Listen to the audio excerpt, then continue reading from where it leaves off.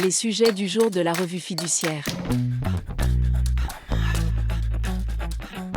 Premier sujet de notre JT. Résultat du scrutin, TPE. Du 25 novembre au 9 décembre 2024, les salariés des entreprises de moins de 11 salariés ont été appelés à voter pour le syndicat de leur choix.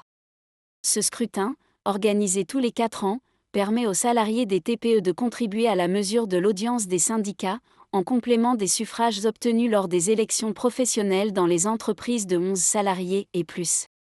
L'ensemble de ces résultats permet de déterminer, pour 4 ans, quels sont les syndicats représentatifs au niveau national, au niveau régional et au niveau de chaque branche professionnelle. Le ministère du Travail a diffusé par communiqué les résultats de ce scrutin. Près de 220 000 salariés ont voté, soit un taux de participation de 4,07%. Les résultats agrégés par organisation syndicale peuvent être consultés sur le site internet du ministère du Travail. Deuxième sujet de notre JT. L'indépendance, critère obligatoire pour être qualifié d'agent commercial. Un agent commercial est un mandataire professionnel qui agit de manière indépendante pour le compte d'un tiers, appelé mandant. Son rôle principal est de négocier, éventuellement, de conclure des contrats de vente, d'achat, de location ou de prestation de services au nom et pour le compte de ce mandant.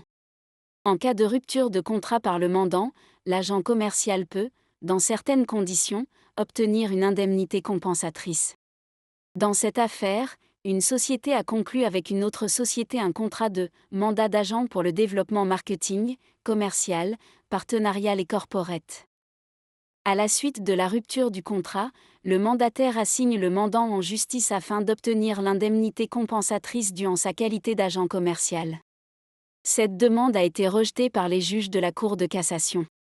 En effet, pour eux, la société mandataire n'avait pas la qualité d'agent commercial, car elle n'exerçait pas son activité de manière indépendante, compte tenu des éléments suivants. Sa rémunération était majoritairement forfaitaire, fixe et garantie et donc indépendante des résultats de l'exécution du mandat.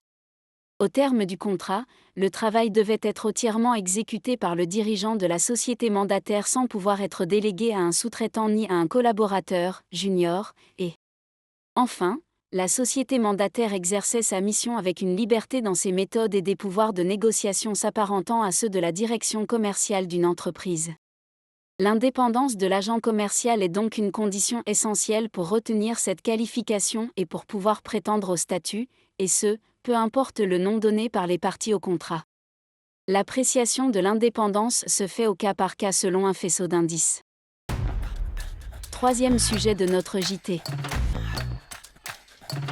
Plus-values immobilières. Un particulier qui cède une résidence secondaire et réinvestit tout ou partie du prix de cession dans l'achat de sa résidence principale dans un délai de 24 mois peut, sous certaines conditions, bénéficier d'une exonération de la plus-value réalisée. Le principal d'un collège utilise le produit de cession de sa maison pour acheter un nouveau bien qu'il considère comme sa résidence principale. S'étant vu refuser l'exonération sur la plus-value dégagée, il saisit les tribunaux qui donnent raison à l'administration. Le logement acquis n'est pas sa résidence principale. En effet, cette personne occupe un logement de fonction par obligation professionnelle à titre de domicile principal. De plus, les factures de consommation d'eau, d'électricité et de gaz présentées ne prouvent pas une occupation effective du bien acheté.